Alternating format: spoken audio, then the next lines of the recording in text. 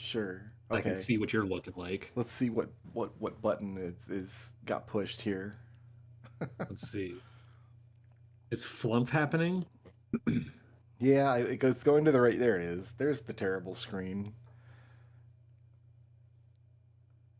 Let's just see if anybody actually wants this nonsense in their face. Yep. No, there it is. Now, tonight's drawing is it's like if you know, you know. Okay. I didn't have time to do like all of the background schnibblies on it, but I was like, I figure you get this if you get it. Martin's Martin's marvelous Marvelous magical. Magical Museum. You misspelled magical. Oh, I sure did, didn't I? Look at that. I mean, Look at that. are we going for a Sergeant Pepper kind of thing? I don't know what we're doing. I mean, I've also titled Session 5 Magical Mystery Tour Sure, because like okay. I'm a hack. Got it. There was no way that wasn't happening. This I don't know what you've done here with the stick men with the different ties. I love it. Like I love this, right? Like I want to put this on my fridge with like a little star sticker. This is like you did great. But it reminds me of a piece of fan art I was trying to find this week, and I couldn't find it. And I remember it from years and years and years ago. It's fan art of a tournament, and like a young lady from each of the great houses of Westeros are lined up, like offering their favors to the people who are jousting. This is something that never happens in the book. You would never get all these characters together in one place. You had like Sansa Stark like reaching out with her favor because like she buys into the whole knights and chivalry aspect. Meanwhile, Asha Greyjoy is just kind of like kicked back in her chair, looking sardonic, like picking her nails with a dagger. Couldn't find the fan art anywhere, but it was wonderful. This reminds me of that because you've got all the small white men lined up, and then their ties are like the favors. I put in detail to make sure that hair and glasses were represented accurately. So this is something you've done, and you've requested tonight that we talk about magic things that happen in A Song of Ice and Fire, and then you cautioned me that before I could allow the lesson to begin, you had a rant prepared. Now, it's less so a rant and more just like it's my turn to give some observations because I've got my feelers out for what a Song of Ice and Fire is like. I've endured your maniacal ravings before. I seem to recall a couple of Weird Al songs that just set you off entirely the wrong direction. I was scared for my life in those moments. If I can keep this rant shorter than Nature Trail to Hell, we'll be doing good tonight. All right. So, what are your ranting observations about the Ice and Fire magic system? So, you know that I don't know how to read, right? But if I did know how to read, what I would mostly read is not fantasy. Like, I'm pretty fantasy illiterate when it comes to that. I'm not well read when it comes to fantasy. I've done The Lord of the Rings, The Hobbit, and The Silmarillion, and like, oh, I guess I also have all of friggin' Lewis under my belt, which is a lot. It's not a lot. C.S. Lewis? It's too much Lewis. Like Chronicles of Narnia? Yes. Okay. And then some. But Lewis also did sci-fi, and I much prefer sci-fi. Like, I really, really prefer sci-fi. And I'm not just talking about fantasy that is set in space, because we know a bunch of fantasy that's just wars in the stars where there are wizards and clones and robots, right? Like, that's fantasy. That's not sci-fi. For purposes of your maniacal rants, we're not counting Star Wars as sci-fi. Like, that's science fantasy. Did you not just hear me say the fantasy in the wars in the stars with the wizards and clones and robots? Got you. Okay. Well, you never say anything directly and to the point. You're always like you're in a roundabout, kind of circling the point. It's called building momentum. Sure. We need to get to the gravity well that is my point, all right? That's a sci-fi reference. So, Another thing about sci-fi is one of the great granddaddies of sci-fi has like these three famous laws. Arthur C. Clarke's third law of sci-fi is, and I quote, any sufficiently advanced technology is indistinguishable from magic, right? Yeah, sure. And I agree with that in a lot of what I would consider bad sci-fi or sci-fi that leans towards the fantasy of where it's just reskinned magic, right?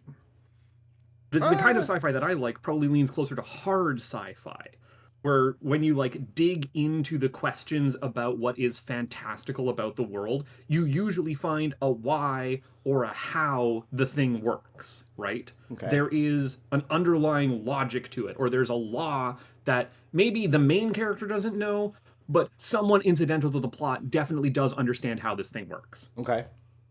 And you can get a lot out of sci-fi by examining these like core assumptions in a world. Asimov got another granddaddy of sci-fi, got 6 books out of his 3 laws of robotics, and it took him to like book 3 or 4 before he went. And then man invented a sex robot that was so good at human emotions it became omniscient and predicted the future, which is a natural not lock on to the 3 laws of robotics. It's stupid. Don't read it. Um, You so assume I haven't read it. have you read the I've read a shitload of Asimov. Of course I have. did you read the sex robot that became omniscient? I've read so much Asimov. I once read a book of dirty limericks that Asimov and a fellow writer of his wrote back and forth to each other. That was the whole Yep. book. Was just them sharing So dirty good. limericks. It's so good. That's where I learned that a whale penis is called a dork. You may continue. That's fine. That's a very important thing to know. That's a foundational thing. That's an Asimov joke. No, I got it. Yeah. It's fine. Thanks. Sci-fi is about a speculative foundation, right? And that's not just necessarily, but it does tend to end up being if 2 guys were on the moon and one guy killed the other guy with a moon rock, how fucked up would that be, right? Like you end up in that territory a lot in sci-fi. But another book that I know you've read that's sci-fi that I really like is The Martian, Yeah. which is basically just an entire thought experiment of let's see how far we can push these known laws and understanding a little bit further out from where we are today. Let's imagine that NASA got proper funding, which is in and of itself a fantastical opinion, but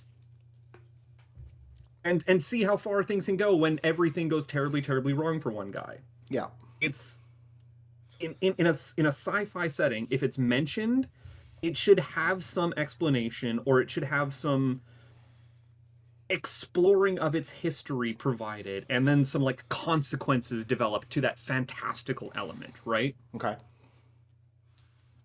I'm following you. I'm not going to necessarily agree with anything until you get to the point. So in fantasy, on the other hand, I feel like a lot of fantastical elements are usually brought up, and then when you dig below the surface, eventually you hit a wizard did it, which is not necessarily different from a scientist did it. Or a god I want to be did it. very clear. I mean, if you're talking Tolkien, you're talking a god did it. That's religious fantasy. Yes. And then if you're talking like Sanderson, you're talking a scientist did it because he has magical science running underneath all of his magic systems. And that's why I'm saying a wizard did it is not necessarily different from a scientist did it. Sure. But like the way that you and I in daily life don't need to know how a combustion engine works to be able to drive a car, or know what Joule's first law is to be able to understand that when you plug in a toaster, the wires get hot, or to know Bernoulli's principle to understand that when our dragons flap their wings, that's providing them lift, right? Mhm.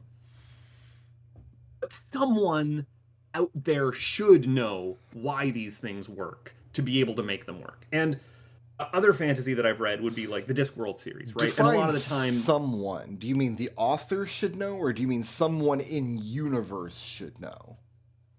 I would say the author, Mm-hmm.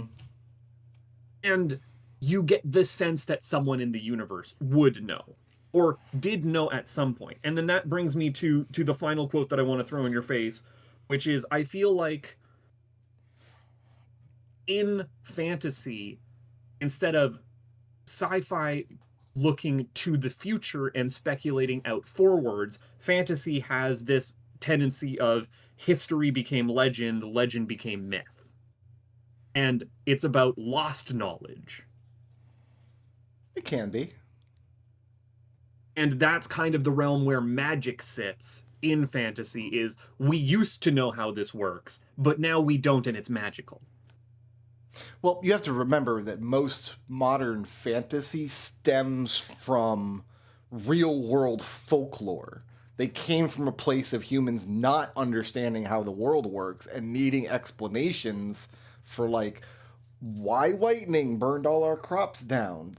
That gave rise to years of religion and folklore and superstition, and all of that gets melted into fantasy. So the argument that sci-fi is reaching forward and fantasy is definitely reaching backward into our religions and our mythologies and our folklore and all of our superstitions. And some fantasy authors do this very well, and some fantasy authors do this very not well.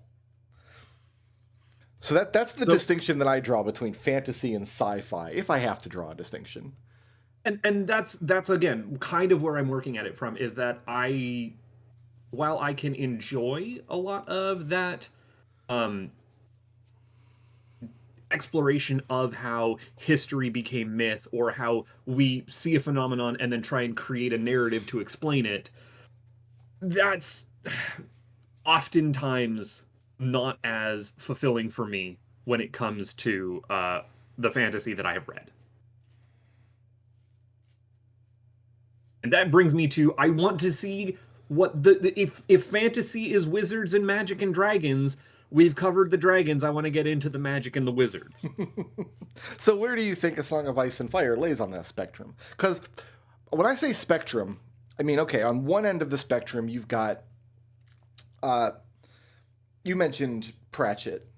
So Discworld, it's obviously, it's very comical and very farcical, but there is a sense of magic working as a science on the Discworld. People in the Discworld know how it works, and you can be studied, and there is a set of magical laws underlying the nonsense, right?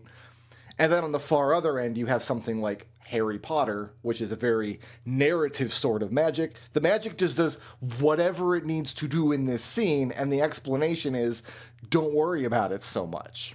So that's a spectrum where the magic has underlying in-universe explanations, and then the other side is the magic is only there to make the narrative exciting. So where on that spectrum... Magic drives the plot versus the plot drives the magic. Right. Like the most famous example from Harry Potter would be that she gets like a time travel device in like book 3, and then she never uses it again, even though it would solve every problem in the remaining books. Fans have been complaining about that for centuries. So we're on that spectrum. Do you, like the Discworld to Harry Potter spectrum, do you think Ice and Fire sits?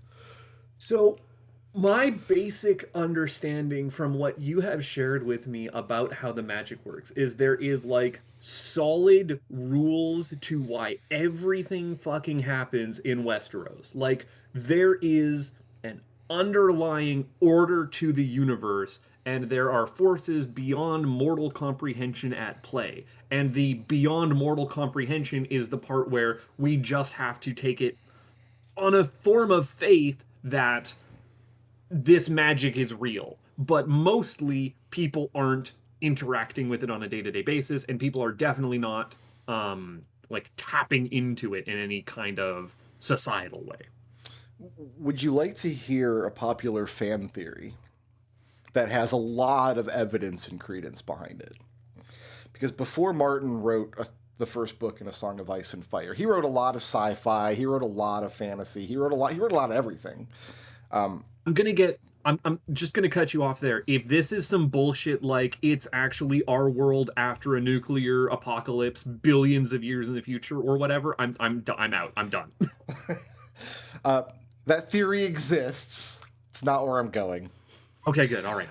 No, but and Martin puts a lot of love of his references and homages and stuff and bakes them into Ice and Fire. You reminded me the other day that he named all of the historical Tullys after Muppets. So there is a Kermit Tully and an Oscar Tully and an Elmo Tully and a Grover Tully. He does a lot of that. And there are a lot of Lovecraft references all through A Song of Ice and Fire. Places on the maps and just hints in the books. Like, it reads like medieval fantasy, but there's a popular fan theory that there are no gods in the world of Ice and Fire, in Westeros and Essos. All of the things that the characters refer to as gods are terrible Lovecraftian entities interacting very badly with reality.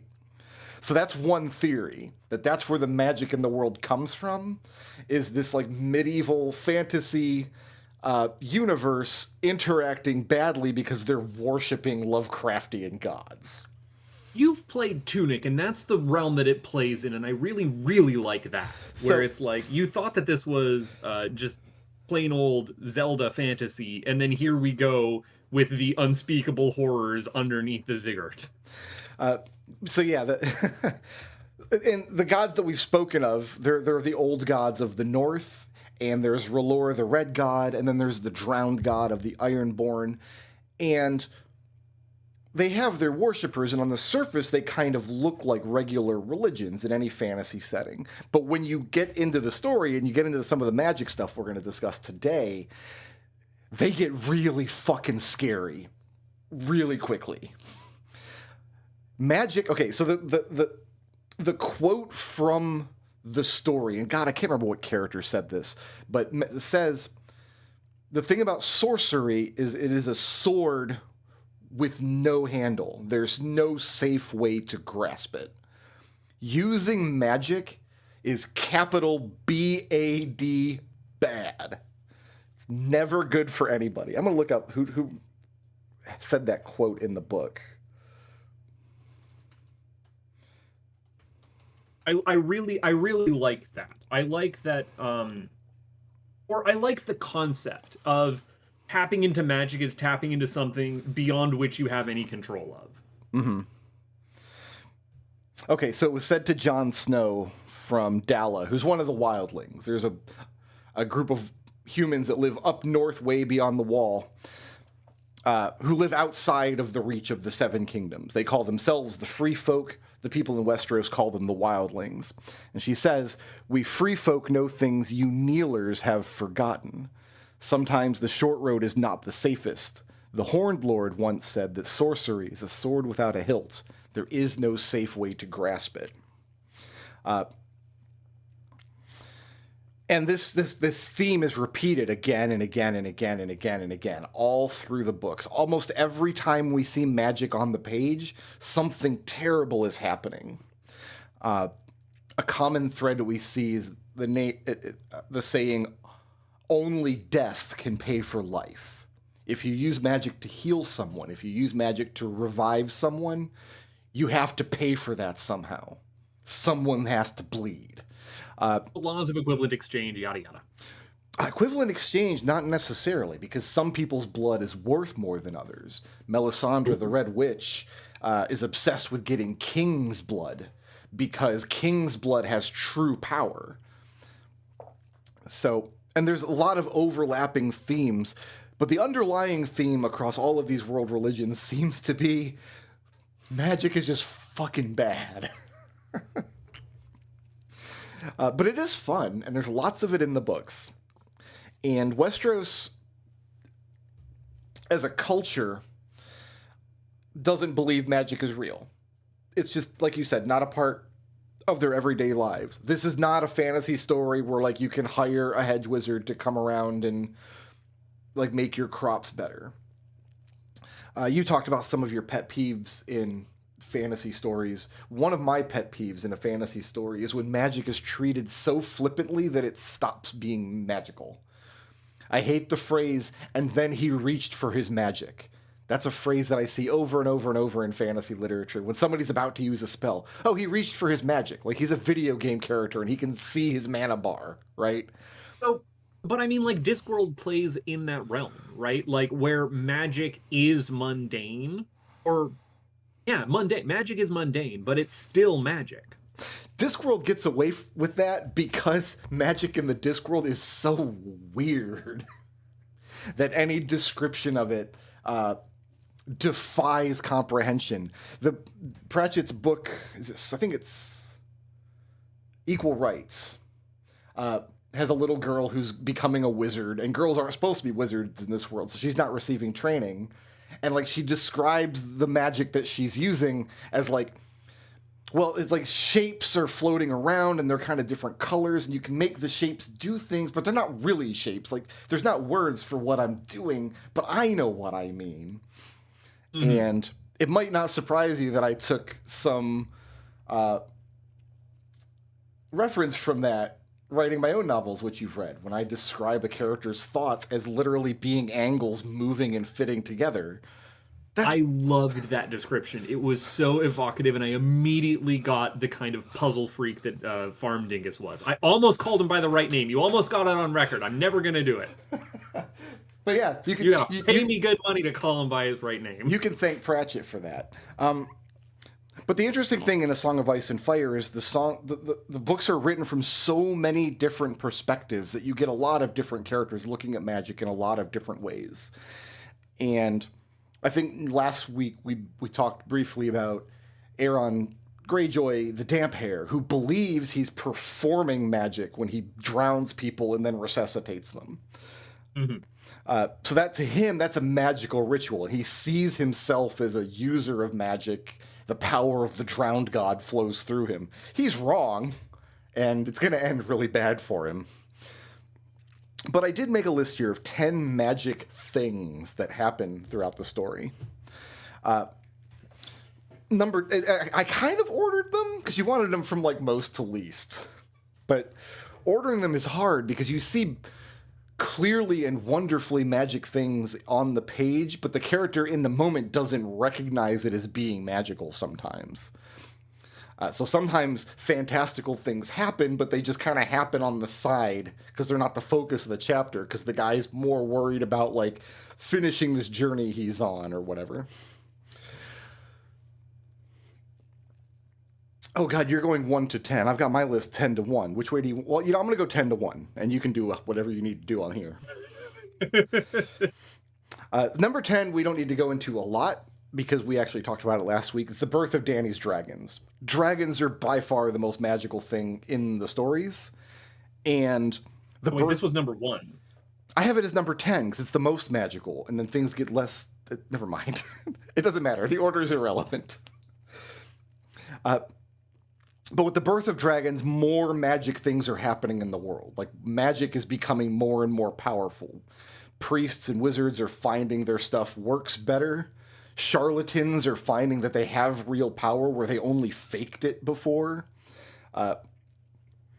And what's really interesting narratively is dragons were a Westerosi thing for hundreds of years because the Targaryen dragon lords lived there. But then the dragons all died, and the Targaryens got wiped out. And so Westeros, nobody's seen a dragon for centuries. And Essos, they didn't have dragon lords. The last of the dragon lords blew up and went over. The very last ones went to Westeros. They didn't have any dragons around. So for them, like, dragons were this mythological thing. And suddenly Daenerys has dragons. And dragons are the talk of all of Essos, all of Slaver's Bay and the Free Cities. Meanwhile, Westeros sees them as rumors, gossip, hearsay. Are the dragons real? We don't know. We're getting reports, like pirates sailing back from Essos say dragons, but... So there's like an interesting inversion there. That's like number 10 is Dany's dragons. How many people do Dany's dragons get to kill in the story? Quite a lot. And I'm sure we'll argue is something that kills you. Yeah. Number 9 is the Others. The show calls these the White Walkers. These are they're introduced in the prologue chapter of book 1, and then we don't see them again in the story for a very, very long time. They become a concern of the Night's Watch at the Wall, but Did we talk about snow zombies already? these aren't the snow zombies. These are not snow zombies. Okay, never mind. These are the others. They create snow zombies. Anything dead in their area of influence, they can raise as a wight. Whether it be human or animal. In the show, one of the dragons gets killed and comes back as a zombie dragon. That's a problem. Yeah. And... Wait. Yeah. Wait. Mm-hmm. Number 1, most magic thing, dragons are born. Number 2, there are White Walkers that create snow zombies. Not above those is when those two things combine and there's a zombie dragon. That's not as magical as 1 and 2. We don't know if that can happen in the books. That might just be a show thing. So there is some evidence in the books that that these two things are completely incompatible with each other. For example, the Red Priest Melisandre, she would say, she calls the enemy the Great Other. She wants to fight the Great Other, right? Up in the far, far north, in the heart of winter, who wants to create a night that never ends. And she talks of this Great Other as being diametrically opposed to her red god R'hllor. And, I mean, the name of the story is A Song of Ice and Fire. So it's possible that, like, if dragons personify fire and these others personify ice, it's possible that they can't interact in any meaningful way, except perhaps to destroy each other. We don't know. And maybe we never will. I don't know. You see me, like, fumble over spelling things all the time, and I got diametrically first shot. I just want to put that out there. No, I see that. Yeah, it's beautiful. So the others are presented in the story as being just monsters in the far north that are going to wage war on Westeros, and that's why the Night's Watch needs to find a way to fight them. Which is a lot of what Jon Snow's story is about throughout the books. But there are hints in the books that the others are not just like ice orcs that are coming for us. In a famous interview that Martin gave that gets quoted all the time, Martin calls them like strange and dangerous and beautiful and like an utterly other form of life. What that means for the story, we don't exactly know, but it's not likely that they're just monsters coming for Westeros. There is a lot of in-universe history about potentially how this is read. One theory is that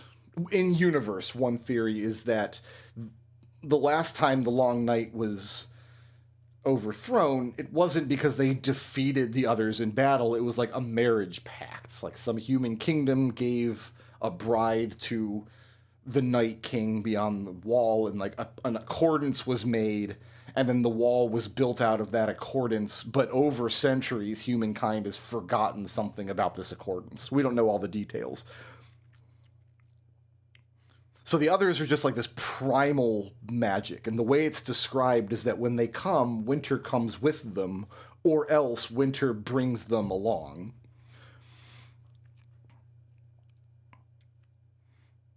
And we just know very little about them. And the seasons and time in Westeros is all fucked up, you've told me, and like it's been fall for a good long while. Oh yeah. That's number 2 on the list. We're getting down there.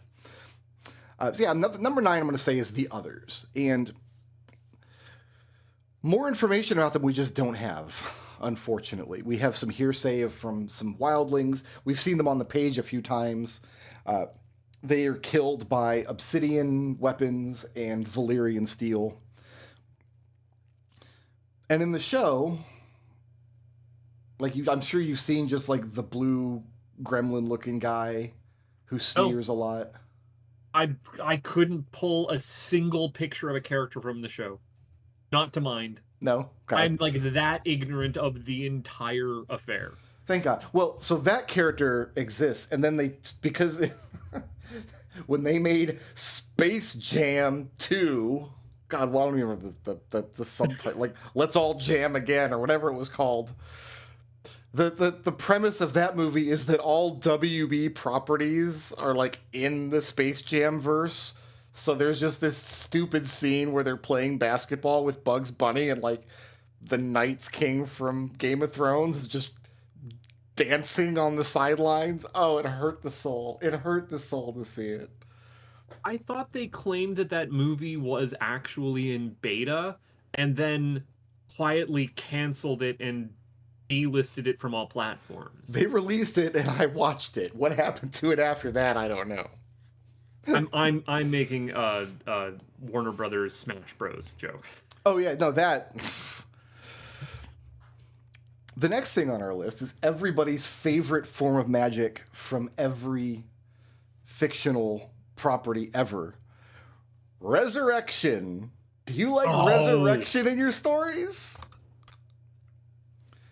When death no longer has any meaning. I know, right? And that's why these books are terrible. No, there is resurrection in A Song of Ice and Fire. And like all magic, it's fucking horrifying.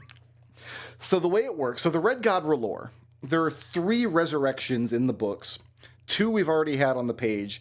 1 is almost guaranteed to happen partway into the next book when we get it in 2038 or whatever.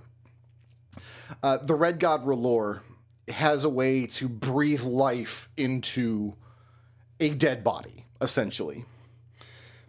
How would you spell R'hllor? And is it with a stupid, like, apostrophe? Yeah, it's an apostrophe, R''HLLOR. I think it's 8 with an H. HLRR? Yeah, R''HLLOR. R'hllor.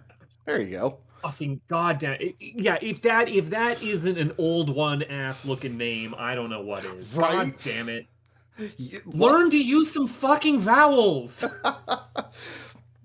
So very early in the first book, Ned Stark sends a man named Beric Dondarrion and a bunch of rowdies, basically, a bunch of knights in court, sends them out to apprehend an outlaw. And Beric Dondarrion is like, cool, got it. We're not going to talk about Beric a whole lot. We are going to talk a little bit about Thoros of Myr. I think you'll like Thoros as a character. Because Thoros he's just a party fuckboy. That's all. Thoros is a red priest from Essos. And his religion, at the time, King Aerys sat the throne of Westeros. And King Aerys was obsessed with fire. And so the red priests are like, hey, Thoros, why don't you go over to Westeros and see if you can convert Aerys to our religion?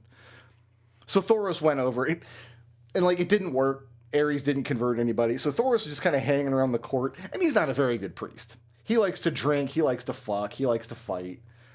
And he has a great time because Aerys gets overthrown, and then Robert Baratheon becomes king. And like Robert and Thoros are like BFFs. They love to fight, they love to fuck, they love to eat, they love to drink. We talked a little bit about Greyjoy's rebellion last week. Thoros was first on the bridge, and he's a red priest, but he's not good at it. He doesn't have any actual magic. He just lights his sword on fire, like with weird oil that he gets. And we actually get to meet the blacksmith who sells him his swords in the first book, and he's like, yeah, I fucking hate that guy. He just ruins my swords. It's embarrassing. I love it. Also, you said weird oil. There's all kinds of oils you could apply to a metal weapon that will hold fire for long enough to look impressive, but it's not really magic. Like, I'm sure you've seen any kind of performance like that. Hey. Like, if you cover it in cooking oil and light it, it will last long enough to look and you can kill a guy with it, but it'll, like, ruin and warp the metal. So, Beric's gonna go off and hunt this outlaw, and Thoros is like, cool, I'm down. I love this. I'm going with you. We catch up with them much later. The War of the Five Kings has devastated the land. The king that sent them on that mission has been overthrown, leaving them as the outlaws. So they now call themselves the Brotherhood Without Banners. They don't fight for any king or lord. They fight for protection of the small folk. They fight for, like, knightly honor and chivalry. If you're thinking Robin Hood and his merry men, that's a very, very close comparison. But there are rumors that Beric Dondarrion has been slain several times. Eyeball witnesses have seen this man take a sword to the gut or to his eyeball or whatever. We catch up with him in the books. We're in an Arya Stark chapter. Arya is a little girl, and she recognizes Thoros of Myr, but he looks different. He's lost a lot of weight. He's gained some muscle mass. He's got a beard now. And Thoros tells her, yeah, we were fighting, and Beric got killed right in front of me. And I didn't know what to do, so I just, being a terrible priest, I'm like, I'm going to try to honor him as best I can with this funerary rite that I was taught.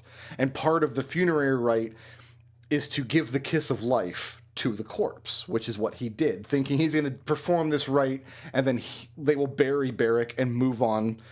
But when he did that, Beric got back up. And we know that this was death and not just he was knocked out. Because Arya learns this after Beric fights a duel with a man named Sandor Clegane, which we need to do a whole session on just Sandor Clegane. Trial by combat. Two men fight, and whoever dies, the gods judge them as having lost. Sandor wins. He kills Beric Dondarrion in front of Arya. And when Thoros gives him the kiss and Beric sits back up, Beric even says, Sandor is released. He won the trial by combat. I was dead. But he says that there's less and less and less of him every time he comes back, to the point he doesn't even remember now how many times Thoros has brought him back. He's missing an eye. He doesn't see the world the same way. He's slipping away in ways that scare him, that he doesn't really recall, to the point where he only sees the mission ahead of him. And this inspires great loyalty in his men in the Brotherhood Without Banners. So that's a form of resurrection that kind of worked out okay, right? We get to this like Robin Hood folk hero guy, and you can't kill him because his red priest buddy keeps bringing him back. Yeah, but again, this is that a copy of a copy of a copy of a copy problem where there's less and less of the original thing left. I mentioned the Red Wedding last week. Catelyn Stark gets her throat slit wide open, and they strip her naked, and they throw her in a river. The most inauspicious end to the lady of a great house you could possibly imagine. And she's described as she watched her son Robb killed at the Red Wedding, and she tore her own face in her grief. The Brotherhood Without Banners comes across her body. They fish her out. It's been weeks and weeks and weeks. And they recognize who she is, because the man who sent Beric and his merry men on their mission was Eddard Stark, Lady Catelyn's husband, years ago now. And Thoros says, Beric, she's too far gone. I can't do anything for her. And Beric stoops down and gives her the kiss of life himself. And then Beric dies for the final time. He does not recover. Whatever spark is in him, he gives over to Lady Catelyn. And she gets up. And now she's not Lady Catelyn anymore. Now she's Lady Stoneheart. There is nothing of Catelyn Stark in her. Her only drive now is to avenge the Red Wedding. She murders Freys and Lannisters indiscriminately. The epilogue of Book 3 is this little pissant nobody from House Frey who's like 87th in line for the big seat, and he hates his life, and he's got indigestion, and like he's poor, and he's always fighting, and he's like he wishes like he was part of a better house, and he's not. And Lady Stoneheart captures him, and just because he's a Frey, fucking hangs him. There is nothing left of Catelyn Stark after the Red God R'hllor gets a hold of her. And the next time we see Thoros of Myr, he's a completely broken man, because he's seen this and he doesn't know what to make of it or what to do with it. So that's less good, I would say. I mean, you're fucking with life and death. What do you expect? Yeah. The last one we know of is in the final, in Jon Snow's final chapter of A Dance with Dragons, book 5. There's a mutiny in the Night's Watch, and Jon Snow is stabbed to death by his brothers. They believe he is not acting in their best interest as Lord Commander. They stab him over and over and over, and he bleeds out into the snow. Now, Jon is close with Melisandre at this point, and so obviously the fandom is like, oh, okay, well, Melisandre's a Red Witch. We've seen Thoros of Myr perform this magic. Obviously, Melisandre is going to bring Jon Snow back with a kiss of life, and he's going to be changed in some way. And that's what happens in the show, kind of. In the show, he comes back and is just Jon Snow again. Hasn't happened in the books yet, but it's really, really unlikely that Martin's just going to leave the book's principal character bleeding out in the snow and dying.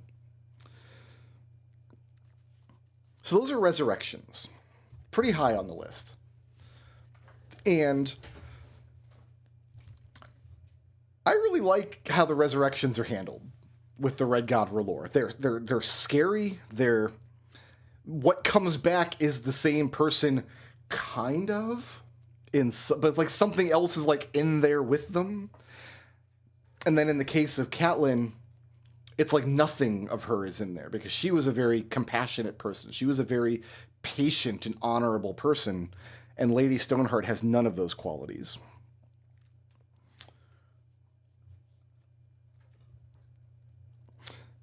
And Jon Snow might even be more complicated than that, because the next thing on our list, you've got number 4, I've got number 7. Number 4 and or 7 is warging. I'm sorry, warging? Yeah, you got it. Warging. Warging. What is a warg? A warg. Is this to warg? Yeah, warg. Warging is a verb. You can warg something or someone.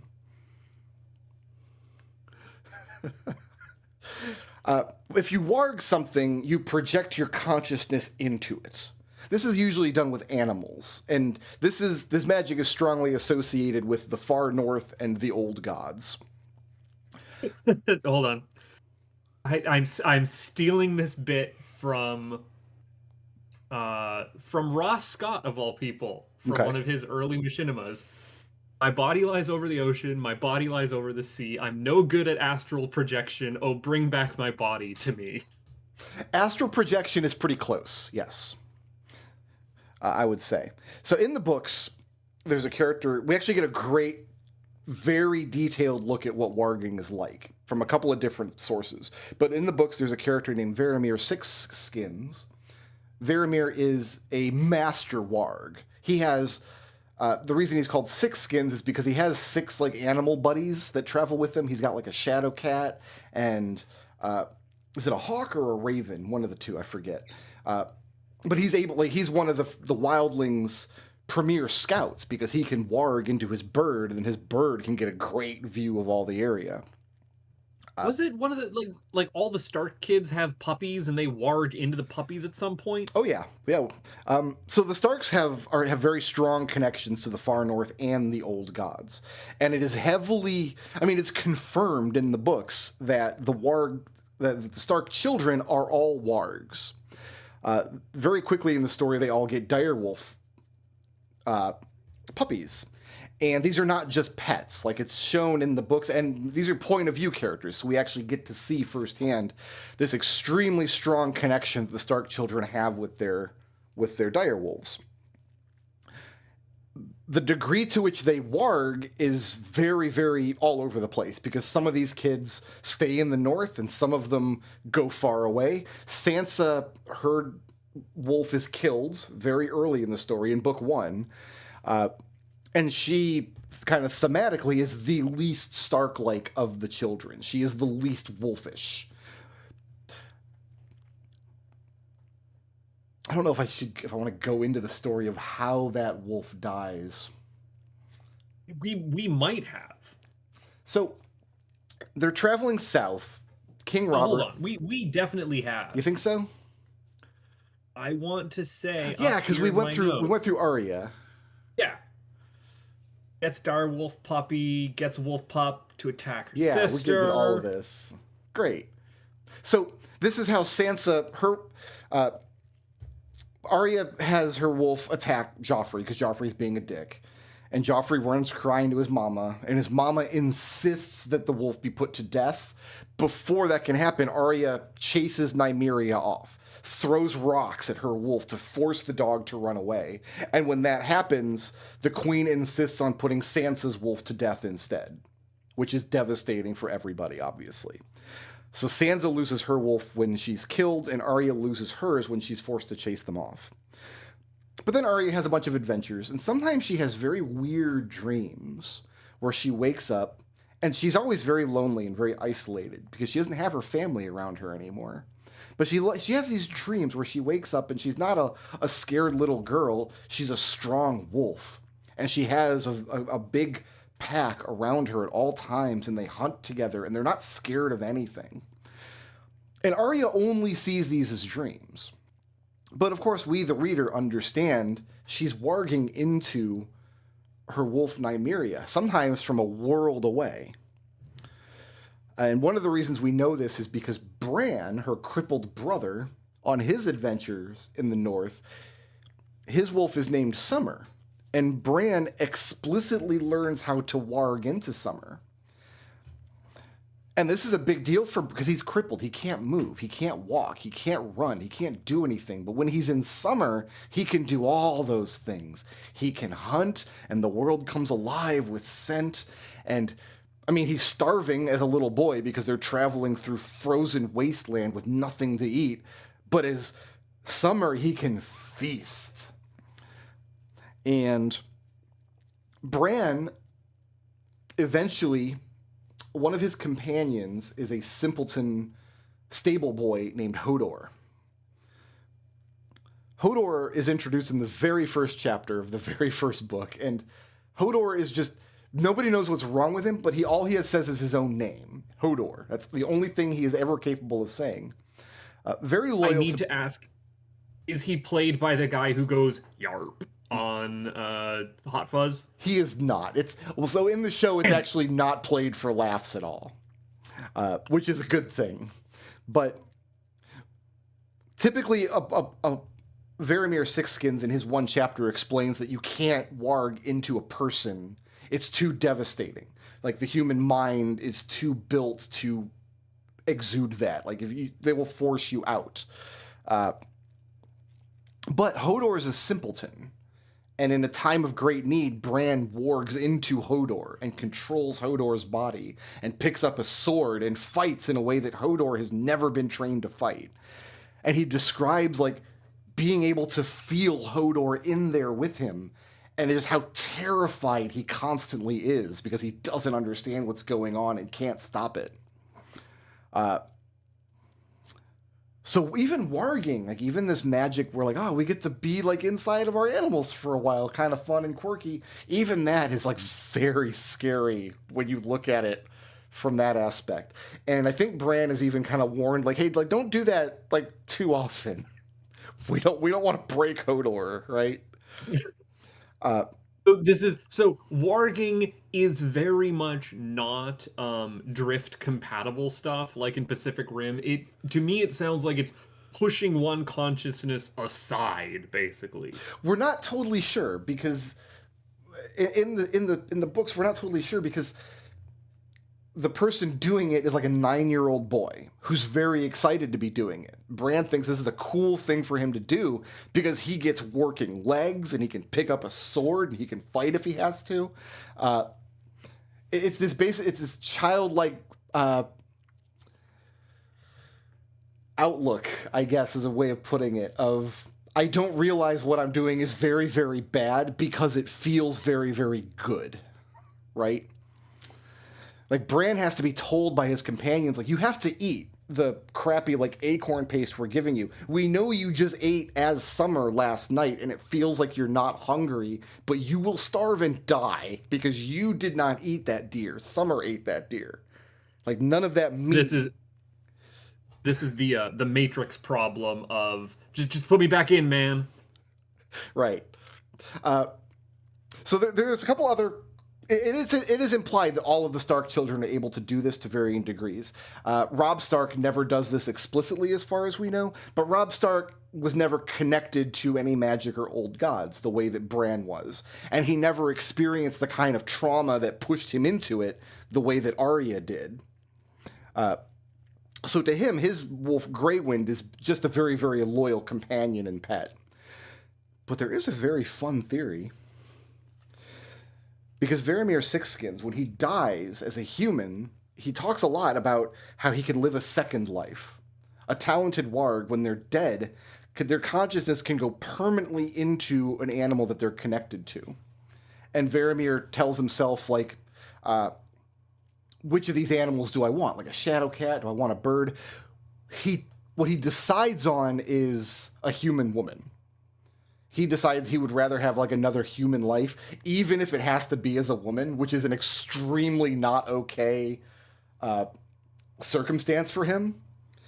But she... Well, because women are much less... Yeah. Well, they have less authority in this realm. Yeah, he's just a terrible misogynist, and he doesn't want to be a woman, but like he doesn't have a choice. There's nobody else around. But when she feels his consciousness going into her, she like bites off her tongue and bleeds herself to death, so she doesn't have to experience that. And then Varamir Sixskins dies without any kind of second life.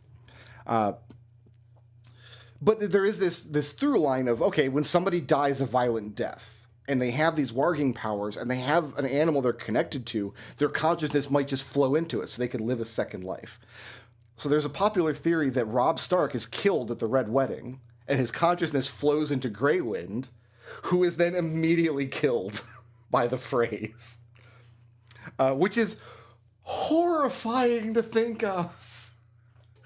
Imagine the trauma and like being betrayed at this party, and like just the grief, and then you're murdered, and then you experience that pain, and then you wake up and now you're a dog and you don't know what's happening, and then the dog gets murdered.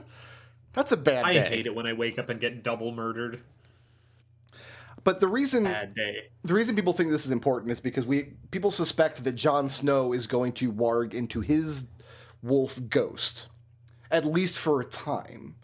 So there's a couple of competing, like a lot of different explanations of what might happen. Like, oh, like Ghost is going to keep Jon's soul like on ice for a while. It won't go bad the way that Barracks and Catelyn's did when Melisandre brings him back. Or like he might come back with a part of Ghost and be changed, and now he's more wolfish.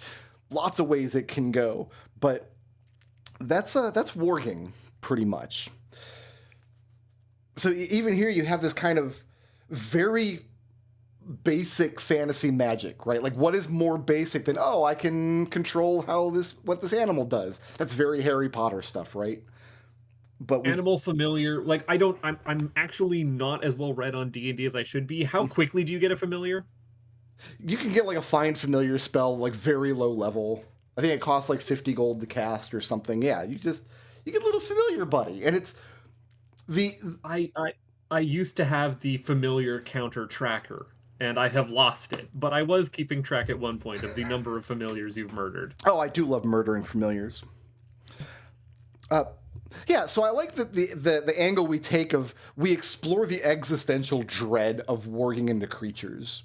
And we get to see a little bit of what it's like for those creatures when they are warged into. Because when it happens to this woman, she chooses to die. When it happens to Hodor, he becomes incredibly traumatized. So yeah, next time you play Mario Odyssey and you throw your little cap on a Goomba and you take over the Goomba, just think about what you're doing, okay? Funniest joke you've ever told next time you play Mario Odyssey. Number 6 on the list. Number 5 on your list. I'm going backwards, you're going forwards. We're meeting in the middle. These are Glamours and the Faceless Men. I've lumped these together because they're kind of the same thing. This is sorcery that enables you to look like another person. We see Glamours used in a couple different ways, usually by Red Priests. The show shows us explicitly that, and it's implied in the books, that Melisandre is very, very old, over 100 years old, and she uses a glamour to appear young and beautiful. Although she can still get pregnant with crazy shadow babies, so the pipes still work, apparently.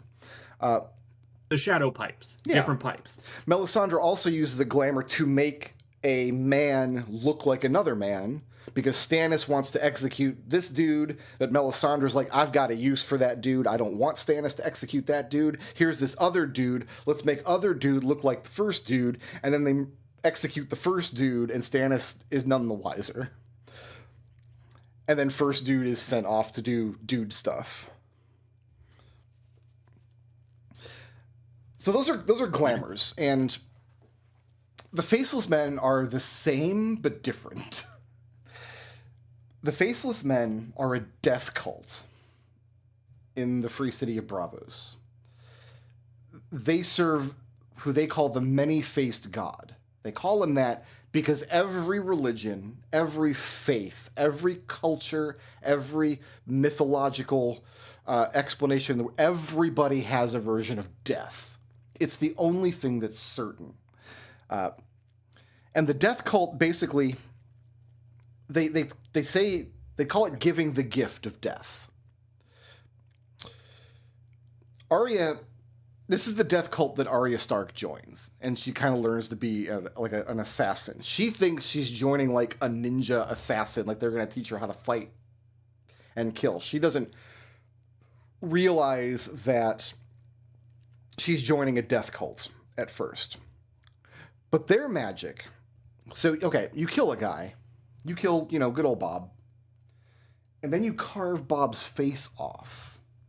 And you take the face back to cult headquarters, and they do whatever to it. We don't know yet. But then later you can wear that face, and you can become Bob. You don't just look like Bob. You become Bob. To the eye, you're indistinguishable.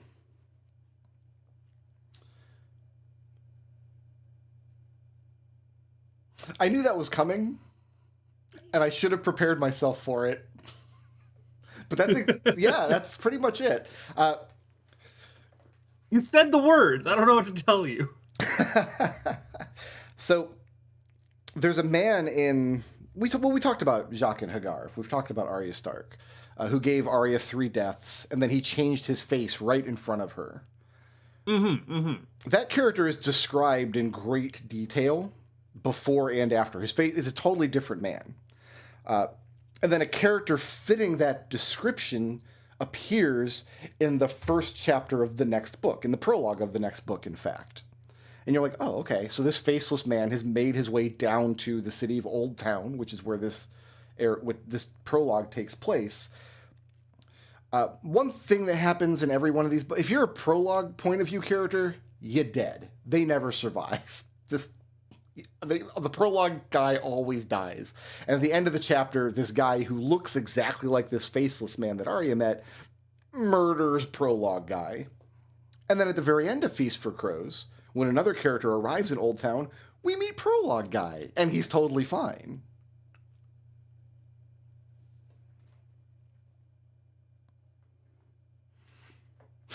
What you're saying was they were drunk the entire time. They were drunk the entire time.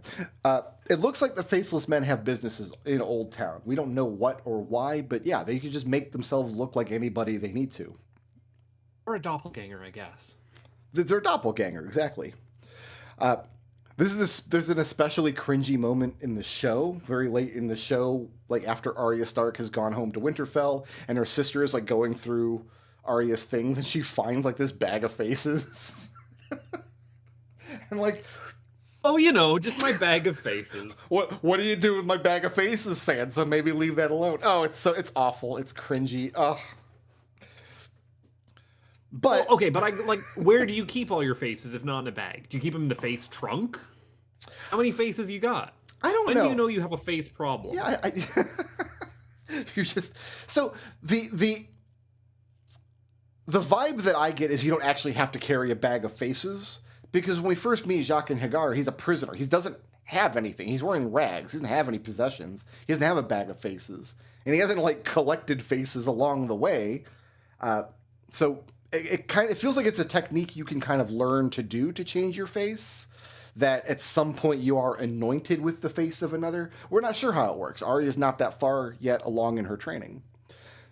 Now, it does sound like it has to be based off of a reference face. It does, but like I said, we don't know that for sure.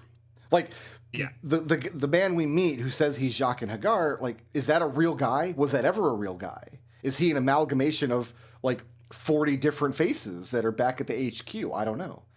Maybe it works like ChatGPT. They feed a bunch of faces into the trainer, and then you can get a new face. I don't. Years and years ago, before the AI boom, there was a website called "This Is Not a Real Face." And yes, I can absolutely see that as just and like herein lies the cool squidgy body horror stuff I like. Mm-hmm.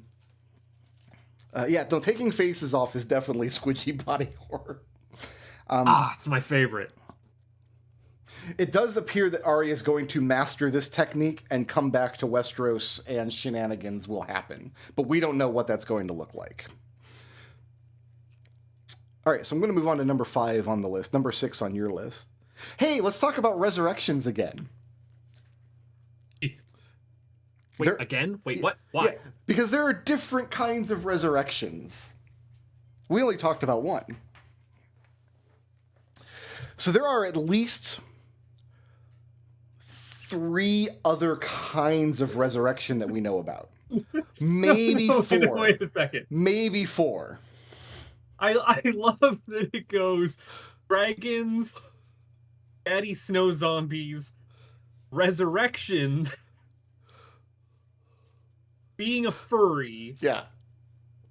Shape-shifting, and then we're back to resurrection. So these resurrections are less impressive resurrection. These are like, before we talked about the Red God R'hllor and the Kiss of Life, this is like all the other ways you might come back from the dead. These are the mundane resurrections. These are your every other day resurrections. I've heard it described like this. Like, you can kind of think of the various religions in Magic in Game of Thrones like colors in Magic the Gathering. Like, if the Red God R'hllor is red magic... I'm cutting you off there. I'm not that much of a nerd, all right? You're not talking to Destel. Okay, you know what colors are. I've heard of them, yeah. That's all you need to know. So, so the most obvious of these is, if you want to think of like the magic of the Great Other being white magic, their ability to raise zombies is a form of resurrection. There's nothing left of the people as far as we can tell. They're just automatons under the control of the others. But they're using a body, and I misspelled resurrection in my note, and I misspelled it twice, and I misspelled it 2 different ways. So I'm glad we're not streaming my notes. I've given up on trying to spell things right in my notes. We've also seen what might be, like, if you consider the magic of the old gods, the magic of the old religions of the North, as green magic, being like nature magic, tied to trees and like old nature-y kind of stuff. We do meet one character named Cold Hands. And there's a zillion theories about Cold Hands, but the truth is we know literally fucking nothing about him. Except that he's not alive. But he seems very much in control of himself. He can speak, he can move, he can fight. He's sapient. He's very helpful. He helps Bran get to where he's going. We got to sapient at the same time. Hell yeah. Cold Hands, it looks as though he is a Night's Watch ranger who died, but was brought back by the magic of the old gods. That's kind of what it looks like. And he talks about like not being able to move through the wall. Like there's magics that prevent him from entering into Westeros. And yeah, we just don't know a lot about him, but there's a million different theories about who he is or who he was or what he's doing. But he's definitely a different kind of revived person than the zombies, and definitely a different kind of revived person than Beric Dondarrion. There's also mad science revival. Did you end up watching the Guillermo del Toro Frankenstein yet? I haven't. I did this weekend. It's Pretty good. Yeah. But you also know my opinion on a lot of Guillermo del Toro. I've never seen a Del Why I'm in the Toro wrong. vehicle that I didn't love. So You heard me shit all over Carnival Row. Or was that it? I watched Carnival. That was the Netflix series, right? No, it's the Bradley Cooper one. Oh, I don't know. I don't know it. With the geek. What is it called? I don't know. I told you. I don't know what you're talking about. My brain is completely gone. This is a resurrection that might not be tied to any form of magic. This might literally be Frankenstein. There's an order of in Westeros called the Maesters. The Maesters are like the scientists of Westeros, and they're very anti-magic. In fact, they're the ones who kind of spread the propaganda that magic is not real and doesn't exist and may have never existed. And we meet an old maester named Qyburn, spelled with a Q because, of course. We've mentioned Qyburn a little because he's the one who treated Jaime Lannister's hand when it was severed. And Qyburn is a disgraced maester. He was thrown out of the Citadel because he was performing mad science experiments on people. He wanted to learn the limits of the human body. Fast forward a year or so, Qyburn is now in the service of Cersei Lannister, who is Queen of the Realm and biggest idiot of the realm. And Qyburn says, "Hey, can I please have some bodies?" And Cersei Lannister says, "Yes, you can have all the bodies you want." And Qyburn gets to work. There's an 8-foot... Look, they're just bodies. Nobody was using them. Well, nobody's using this body anymore because there's an 8-foot tall knight named Gregor Clegane. And he fights and wins a duel. But first of all, he's killed Beric Dondarrion twice, personally. Like, he's got that feather in his cap. But he fights and wins. But no. Yeah. That's not as impressive as you think, because apparently Gregor Clegane dies all the time. So, like, what makes you special for killing him? Can you imagine how pissed off Gregor Clegane must have been? Like, I killed this asshole last week. Like, what's up with that? Gregor Clegane is an 8-foot tall man. He wields like a 2-handed greatsword in one hand. When he kills a mofo, he's accustomed to them staying dead. Well, Gregor fights and wins a duel against a man using a poisoned spear. Who we can't get into it right now. He gets stabbed. I'm glad I'm not a writer because I would be too tempted to write Clegane in twain.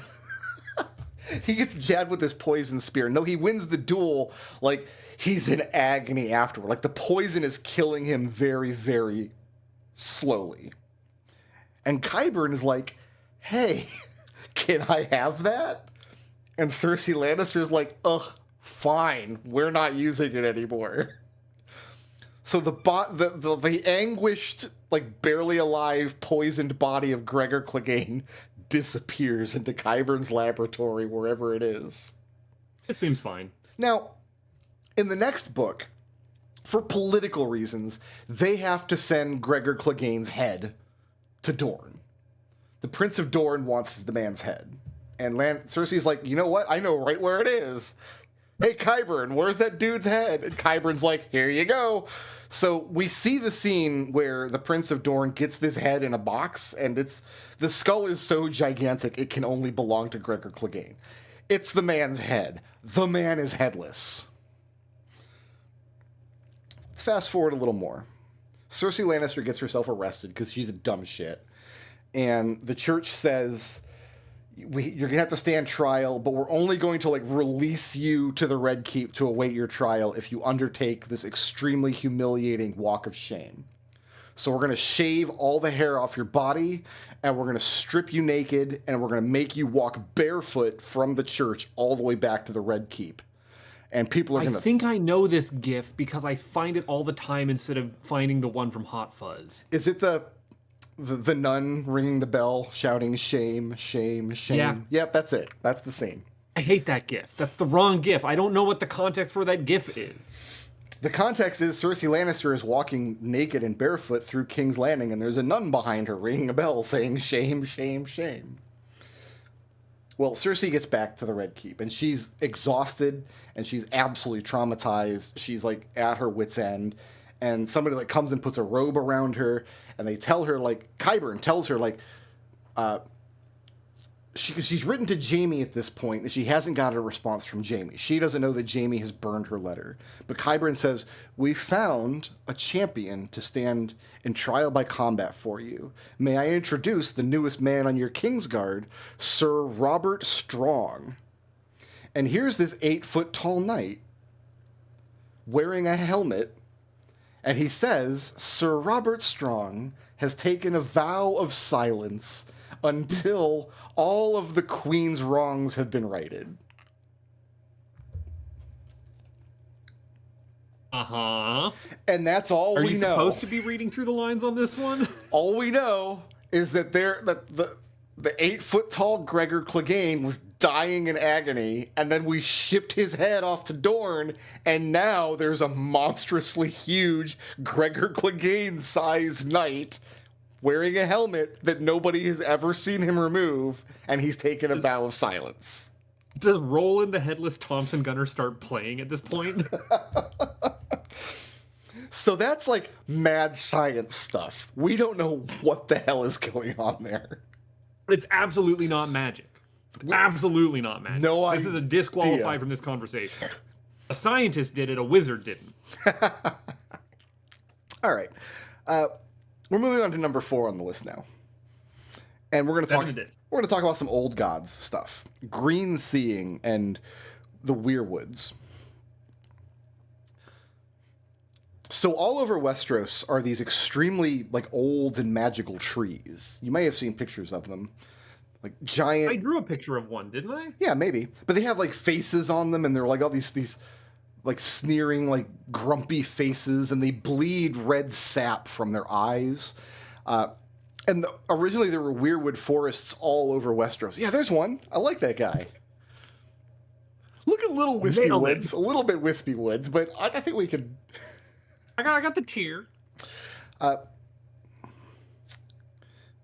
some of the magic of the old gods, we eventually meet a man named Bloodraven, or the Three-Eyed Raven, or Brynden Rivers, or he's got a bunch of different names. We meet him very late into the 5th book.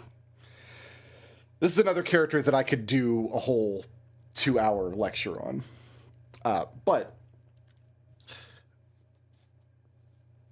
green seeing is like when you see things that are going to happen.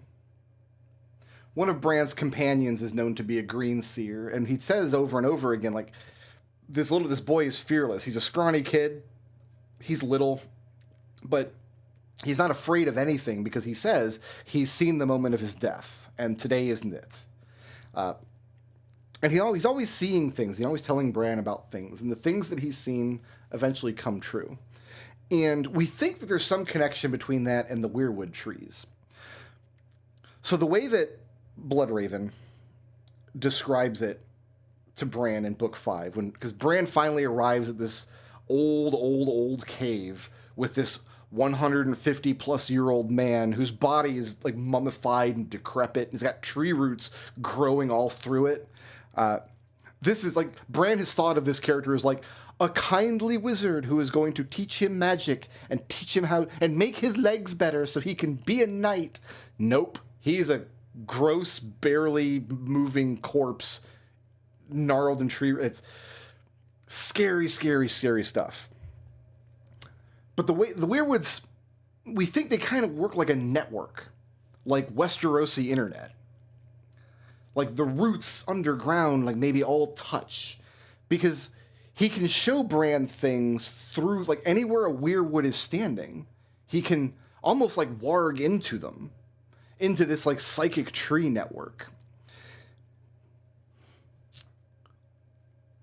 Is that Groot? Is that what you've done here? That is the Green Knight from the movie The Green Knight, which is absolutely fantastic Arthurian bullshit. Okay. Have you seen the CG Beowulf with CG Angelina Jolie? No. fair enough. But yeah, it's kind of implied that they can warg into the Weirwood networks, and we kind of see this both ways. Because in one hand, Bran goes on journeys into these Weirwood trees to see anything the trees have seen, like throughout history, so they can reach back hundreds of years and see things. And Bran gets all these crazy visions of a million things that have happened. We see it the other way too. Because at various points in the story, Jon Snow and Theon Greyjoy are standing before Weirwood trees at times in their life when they're introspective and they're thinking a lot. And for a moment, they feel like Bran is near them or feel like Bran is saying something, which is a very nice memory for Jon Snow, but a really awful one for Theon Greyjoy. And it's kind of implied that Bran is visiting his brother Jon and his family ward Theon through the Weirwood trees. And this leads us to Weirwood time travel. Oh, shit. No, okay, sorry. Yeah. We cannot get into time travel bullshit in this story. That is a totally different topic to discuss. We have to. We have to get into it. So we don't know how it works in the books yet. We've seen it depicted in the show, but the implication is Weirwoods have access to this memory. If you can warg into a Weirwood and join this Weirwood network, you can see anything that Weirwood has witnessed as long as it's been standing there. Like Bran could use this to see all the times his mother and father prayed at the Weirwood at Winterfell when he was growing up. But it's also implied that you can kind of affect the world while you're there, which is why we get scenes of like Jon Snow and Theon Greyjoy thinking, like for a moment they feel like they've seen Bran. Here's how it goes in the show, and it may not go this way in the books. In the cave that they're in, Bran is learning his magic stuff. They're there with Hodor and Summer and some of Bran's friends, and Bran might have eaten one of his friends at this point. We can't get into that. But I won't ask. Yeah, just don't worry about it. In the show, there's a scene where the Three-Eyed Raven has taken Bran back to Winterfell showing him a memory of Winterfell, the memory of the Weirwoods. And this was many, many years ago, when a boy named Walder, a young stable boy, who we know as Hodor in the future, was there. And at that moment, zombies attack the cave, and they have to get out quick. But they're kind of like plugged into the Weirwood network. And they're like, their friends need Hodor to block the door so zombies can't get in. And so she's screaming, hold the door, Hodor. And it's kind of confusing how it goes down in the show, but you see in the flashback scene that Bran is seeing in memory, like the boy drops to the ground and begins having a seizure and begins crying out, hold the door, over and over and over and over again, foaming at the mouth, and his mother's going like crazy. People don't understand what's happening. And eventually he like seizes up and starts slurring, and it turns into the word Hodor over and over and over again. Because in that moment, when Bran was watching him in the memory, that person was connected with their death far in the future. And like the trauma destroyed his brain. And all he was focused on in the future was holding the door. That's all he needed to do. His friends are getting hurt. And it was a gut-wrenching scene in the show. And I can only imagine that George Martin watched that episode and was like, man, I wish I would have written the book on time. So people's introduction to that could have been in the book and not in the show. So it's not time for, like, you're not getting in a time machine and going back like it's Futurama. It's like you can stick your fingers into the past and fuck things up. But the things have always been fucked up. What happened, happened. Don't make me recall the retconning. But in this case, it's not retcon. Like, no, there's never been an explanation for why little Walder like dropped and had a seizure and like his brain broke. Nobody had any explanation for it. That happened 40 years ago, long before even Eddard Stark was born. No, Eddard Stark was... I have no idea. But a very, very long time ago. But that connection between that character in the past and like his eventual death is implied to have caused the breaking of his brain. So that's weird with time travel. We don't know how that's going to come up in the books. We have no idea. We don't know what else Bran is going to do with it. Because he can't go into the past and change things. He can just go and witness things. Anything he tries to go back and change is going to be something that has already happened. So that's time travel. Glad we got there. Yeah. Next on the list is Valyrian steel, which is a form of magic. We talked about this. Yeah. We talked about this briefly. Let me see if I can remember. Valyrian steel is magic steel. What can actually kill the snow zombies? Yes. Oh, they can kill the others. Can it do anything else? Valyrian steel is known to always keep its edge, and nobody knows how to make it. It's strongly implied to be magic because it's strong and it's light and it keeps its edge forever, but nobody knows how to make it. Very skilled smiths can work with it. Like if you have a blade, you can melt it down and make a bunch of daggers and stuff. But this stuff is very important because it kills the others and because it's very valuable. That people have meticulously gone through the books, and we have a complete inventory of every mentioned Valyrian steel weapon, including the ones that have been mentioned as being lost. Like which ones have gone missing. Because even those have potential importance, because they might turn up again. Less unobtainium, more mithril. It's closer to mithril. I think a real-world comparison would be like Damascus steel, because apparently the technique for like making and forging with Damascus steel was lost for centuries or something. But it is connected to old Valyria, which is where the Dragon Lords are from. So it has like strong connections to dragons. We just don't know what that connection is yet necessarily. Jon Snow has a cool Valyrian steel sword. A bunch of people have kind of Valyrian steel weapons, but they're very potent and they're very valuable. So this is the first instance that we've listed of something that is tangibly magical. I like your autocomplete here. We've got forged, found, free, fucked, fucking. Look, all right, you know what? I'm not gonna back away from what I type. You hit fun at the bottom. You stopped there.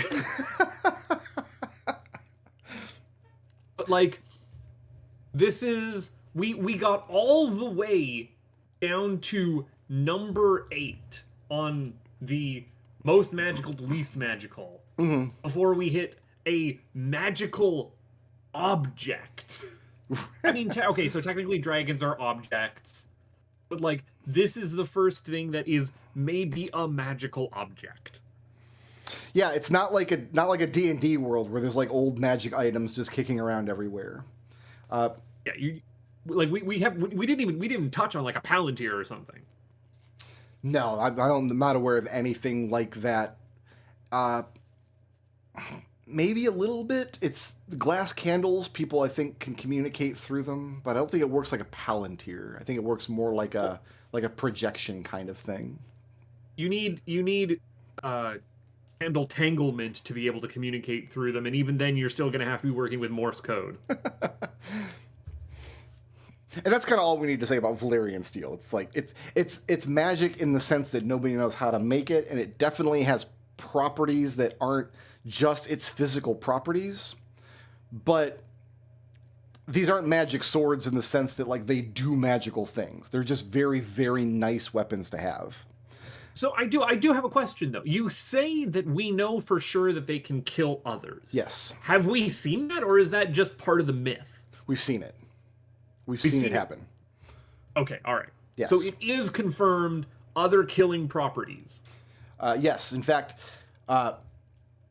the two things that we know for sure kill when I say the others, I mean the others, not the zombies. You can kill with regular weapons. You can kill them with fire.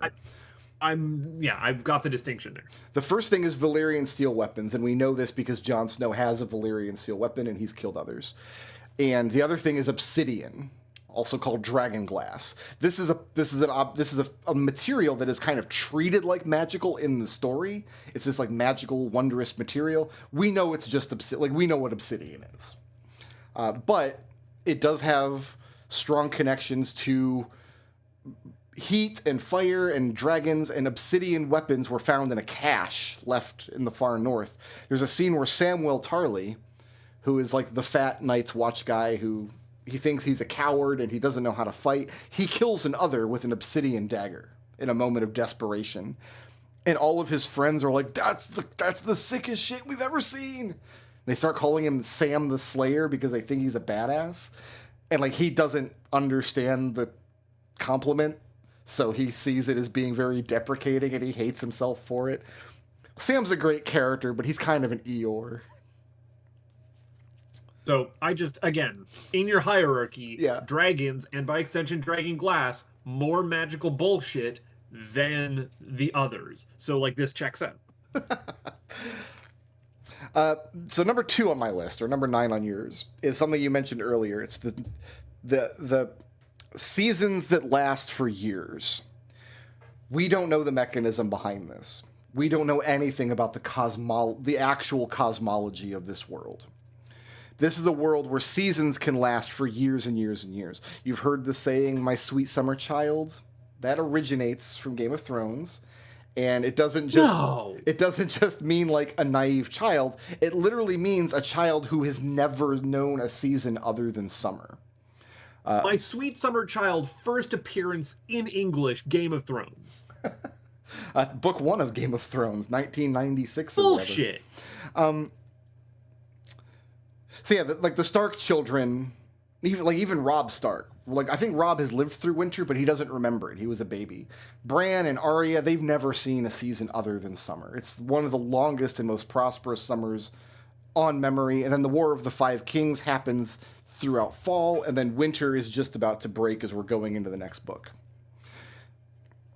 We don't know why this happens, and there's no rhyme or reason to it. A season can last a year or two. It could drag on for a generation. There's just no way to know.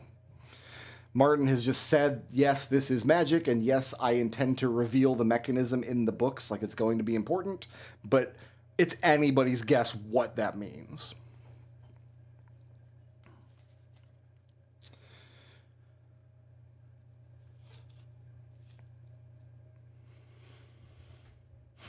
Yeah, here's hoping. But that now again, the entirety of this story that we've seen take place has happened pre-winter. Yes. The earliest point in time on page that we have seen happens what season? Summer. Summer. So we've gone from summer, fall, we haven't hit winter. By the sounds of it, decades have passed. No, only a couple of years. Only about 3 years in the actual story. In the 5 books that we have, from when Ned Stark's kids find the wolves in the snow to when Jon Snow is stabbed at the wall, about, think 3 years and change. And that encompasses, like, the end of summer and all of fall, and we're just now getting into winter. But, like, that first chapter in the first book takes place way in the far north, where they're accustomed to getting summer snows. So they find the wolf pups in a snowbank. We've all been to Nunavut, all right? We know how it works. Yeah, But I certainly have. So, like, is that how far you have to go north before you get summer snows? You got to go all the way up there? I mean, like, kinda. Yeah. But are there people alive who've experienced winter already? Oh, yeah, of course. Okay, well, I don't know how far back this thing stretches. So, Yeah. so people are still at least used to cyclical seasons. Oh, yeah.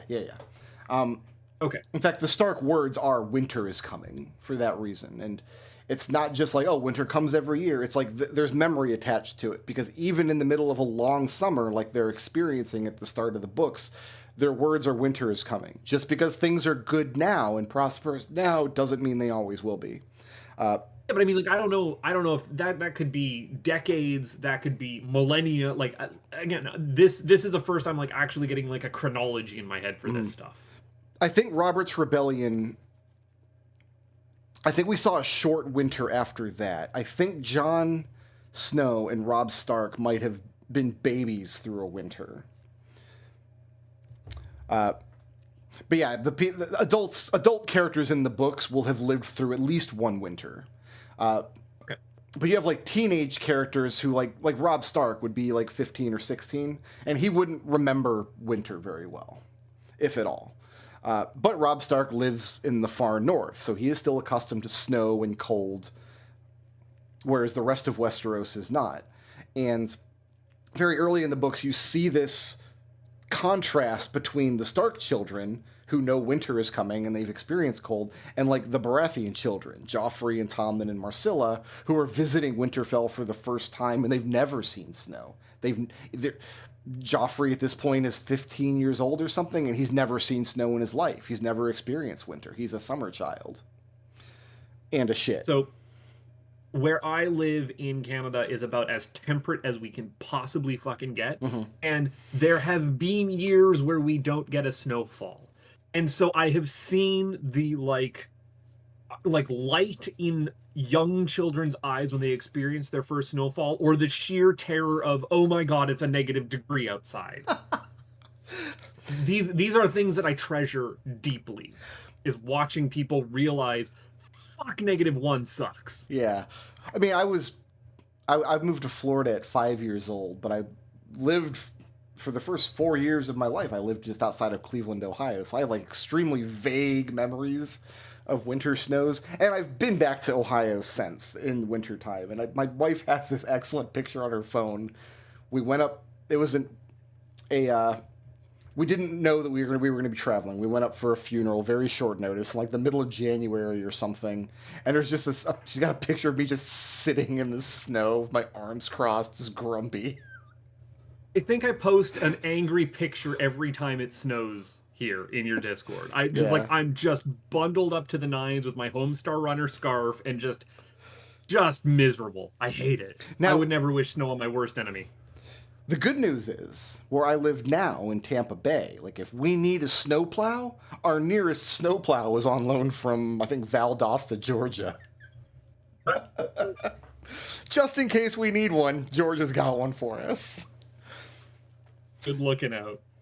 Yeah, there was like a puff piece in the news. I don't want to discuss our silly ass governor, but like, yeah, he sold like Florida owned 5 snowplows. Like, why bother? Well, because if Jacksonville gets snowed on, which it does every couple decades, we sold our snowplows. We have a snowplow in town. Yeah, but it's definitely not cutting it where I am. Yeah.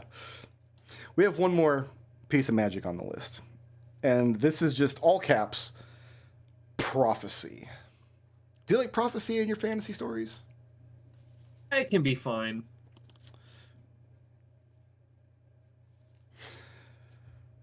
The quote... Like, again, prophecy goes hand in hand with time travel of, like... Or, I guess, like, old god shit. It's like you can never actually trust it. Mm-hmm. Like, there... I'm gonna prophecy is foreshadowing with weight. Not in A Song of Ice and Fire. It is and it isn't. Because prophecy is never played straight. This is not a story where, like, the Jedi have prophesied that a Skywalker will bring balance to the Force, right? This is not like a JRPG story where, like, the hero's son is prophet. None of that. This is the quote. Gorgon of Old Geese once wrote that a prophecy is like a treacherous woman. She takes your member in her mouth, and you moan with the pleasure of it, and think, how sweet, how fine, how good this is. And then her teeth snap shut, and your moans turn to screams. That is the nature of prophecy, said Gorgon. Prophecy will bite your prick off every time.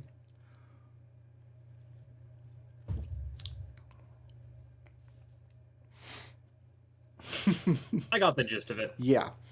Lots of characters have prophetic visions throughout A Song of Ice and Fire. And they're almost always... Because remember, these are chapters written from the character's perspective. We're very close into the character's point of view, and only their point of view for the duration of their chapter. So a character that experiences prophecy, some of them don't realize they're experiencing prophecy. They just have very vivid dreams. They don't realize they're seeing a vision being given to them.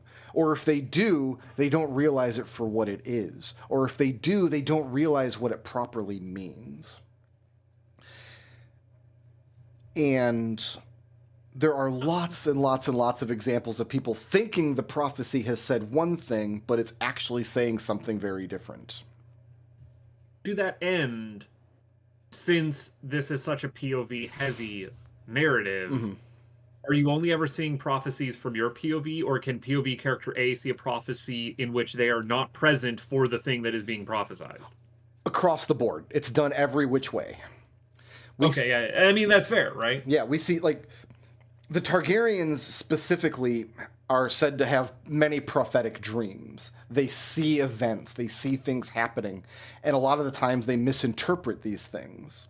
Lots of Targaryens have died terrible deaths because they saw glory, and they said, oh, that's me in that vision, that vivid dream, and it turned out to not be them.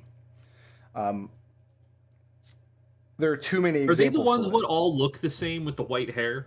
The Targaryen look is silver white hair and purple eyes, but these are not super strong genetic traits. One of the reasons, like, the Targaryens are always marrying themselves, like brother to sister. Look, I'm just saying, if y'all didn't dress the same and look the same, it'd be a lot easier to tell each other apart in your prophecies. Well, the Targaryens that marry outside are able to, like, there are Targaryens that have, like, black hair because they married a Dornishman. Their father married a Dornishman or something. So Targaryens can look like anything, but they're very inbred and kind of look very samey. But, like, these dreams are not the only ways people can have prophecy. Some characters take a drug called Shade of the Evening that shows them visions. Daenerys gets drugged in Book 2, and she's shown all kinds of wacky shack visions. And this is in Book 2, and she's seeing all of the events of Book 3. Like, she sees the Red Wedding, she sees the invasion of Aegon VI, which still hasn't happened in the... That's kind of happened in the books. She sees characters that haven't been introduced yet. So her dreams are real, but she has no idea what to make of them. And I'm going to give one great example. Because you don't have to have a dream to have prophecy. Like, there are woods witches and things. Like, you can go to one of these prophetic people and they'll tell you things about your future. And Cersei Lannister did this when she was like 10 years old or something.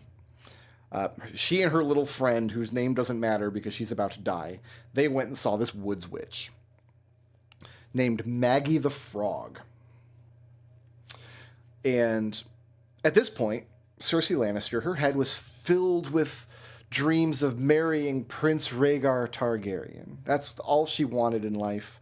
She wanted to be married to Prince Rhaegar Targaryen and still fuck Jaime on the side. Like, she wanted both. So she asks Maggie the Frog, she says, "When will I marry the prince?" And Maggie says, "You will never marry the prince, but you will marry the king." And so Cersei thinks, well, that sounds great. Like, all that means is, like, King Aerys will die and Rhaegar will be king, and then he'll marry me. That's even better. Why can't you just prophesize straight? Come on. Like, why the word game? Why the word games? Well, the way we see this from Cersei's POV. And she's having a bad memory. Because this is like she's drinking all the time, and she hates life, and she hates herself, and she hates the world, and everybody's stupid. But the way it's presented in the book is like, it wasn't like Maggie the Frog is playing silly word games. It's just that Cersei is asking bad questions that she already wants to know the answer to. She didn't ask, when will I marry Rhaegar? She asked, when will I marry the prince? And Maggie said, you won't. You'll marry the king. Which is what happens. Prince Rhaegar gets fucking murdered in a lake by Robert Baratheon, who becomes king and then marries Cersei Lannister. Okay, you know what? It still checks out, Yeah. but not exactly the way you wanted. Yeah, okay. But then the next question she asks is, how many children will we have? And Maggie the Frog answers, 3 for you, 16 for him. Which, again, is literally what happens. They don't have any children together. She has 3 children with her brother Jaime, and King Robert has 16 bastards all over Westeros.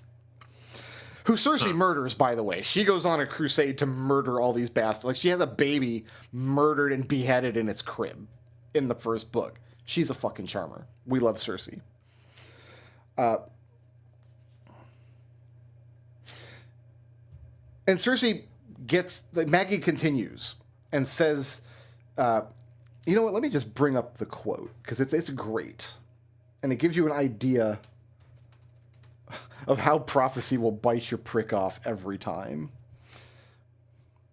Yeah, Maggie gives her 3 questions. When will I wed the prince? Never. You will wed the king. I will be queen, though. Aye, queen you shall be, until there comes another, younger and more beautiful, to cast you down and take all that you hold dear. This fucks Cersei up, because she spends all of book 4... Remember we were speaking about Marjorie Tyrell, who married Renly, and then Joffrey, and then Tommen. Cersei sees Marjorie Tyrell as fulfilling this prophecy, a young queen that the people love more, that are stealing her sons from her, right? This is like we've all seen Snow White, we've all seen Sleeping Beauty. Yeah. And there's a couple of contenders for who this young queen will actually be. Like, the obvious choice is Daenerys Targaryen. It's going to come back with her dragons and just burn everything. Another example, Arianne Martell, who's a character I haven't even mentioned before now. It's very likely she's going to come to King's Landing and marry Aegon VI, who will take the throne and cast her down. So those are Cersei's 3 questions. When will I wed the prince? I will be queen, though, and will the king and I have children? And Maggie's response is, 6 and 10 for him, and 3 for you. Gold shall be their crowns, and gold their shrouds. And when your tears have drowned you, the Valonqar shall wrap his hands about your pale white throat and choke the life from you. I mean, you know what? It's always good to know how you're going to go, right? Yeah. So Cersei interprets that. So Cersei is getting a noble education, so she can speak a little Old Valyrian, and she looks up the word Valonqar, and the word Valonqar means little brother. And it just so happens that Cersei has this little brother who's a terrible, misshapen dwarf that she hates because her mother died after he was born. So she sees this as meaning, like, she will watch all of her children die before her, and then her little brother Tyrion is going to choke her to death. That's how she interprets this. I think I mentioned that Jaime is also Cersei's little brother by about 14 seconds. Wouldn't worry about that, though. And then Cersei's little friend with her. Those are all the questions Cersei's allowed to get. And she's upset because she wants more questions, but she doesn't get more questions. Her little friend asks, will I marry Jaime? And Maggie says, not Jaime, nor any other man. Worms will have your maidenhead. Your death is here tonight, little one. Can you smell her breath? She is very close. Now, why would Maggie the Frog say that? Okay, so this ends poorly, right? Yeah. We're already aware that she's gonna die. When does she get choked out? Well, Cersei. Well, she's talking to Cersei's friend here when her friend asks if she'll marry Jaime. And Cersei takes so much insult to that. How dare you even ask that question? That Cersei throws her down a well. Couldn't be me. Yeah.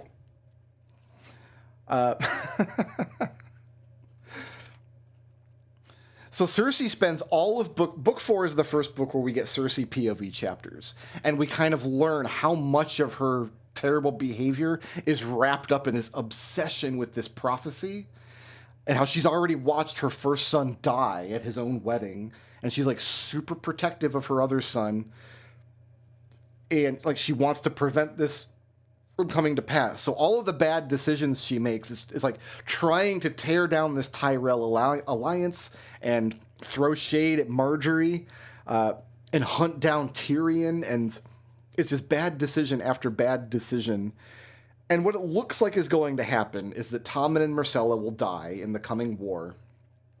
And at some point, Jaime is going to return either to King's Landing or Casterly Rock, wherever Cersei is at the time, and Jaime will be the one who chokes her to death, and she'll never see it coming, because prophecy will bite your prick off every time. Like, I understand the idea of holding on to the bullet with your name on it so that can't shoot me with it. Yeah. But this is also still a really stupid idea. Cersei is a very stupid person. It's fine. Stories need stupid people. We will have to do a whole Cersei conversation at some point. She's a fascinating character, and she's one of everybody's favorite characters, just because the titanic degree to which she fucks up is consistently astounding. Cersei. Throughout this whole discussion on magic, Yeah. this is reinforcing a theme that I like to see in my fantasy stories and my fantasy magic specifically, is that of all 10 magical things that you have listed here, Mm-hmm. 2 of them solve problems, kind of, in which we have Valyrian steel, which I can only see as a purely problem-solving method. And now there are dragons, which, depending on your point of view, solves a lot of problems. It also causes a lot of problems for other people, but that's a whole other story. And then every other magic thing comes with a million other asterisks of, and this is why you don't use this! Yeah, magic is pretty consistently bad across the story. And anybody who... The only character we get into their mind, the only POV character we get who is a magician, we get one Melisandre chapter in A Dance with Dragons. And she's also very big on prophecy. But she gets her prophetic visions by looking into flames. And she says R'hllor gives her visions. And she is either getting real visions, like she's not faking it. She's either getting real visions from somewhere, or she has deluded herself into believing that. She believes it sincerely, and it's really likely that they're real visions. She can see things in the flames, but she misinterprets them. And she knows that she misinterprets them. She has to constantly course correct. And what people are thinking is going to happen is she's going to come to find out she's trying to create this prophesied hero, Azor Ahai, who fought back the Long Night in mythological times, and she sees Azor Ahai in Stannis Baratheon, but now she's at the Wall with Jon Snow. And every time she asks to see Stannis in the flames show her Jon instead. So it's looking like she's going to have like a, oh shit, I backed the wrong horse kind of moment. But what's really interesting about Melisandre is she's also a charlatan. She has pockets and powders and little pyrotechnics and things, flashy things, colored smokes and sparkles and all kind, just to put on the show, because it's what people expect to see. She has to put herself out there as being a witch, so she has to do all the sparkles and all the sleight of hand and be a master of all that craft, even though it's not real magic. That's what people expect to see, because the real magic isn't flashy. The real magic is fucking scary. We've both seen the best Christopher Nolan movie, so like I'm with you on that.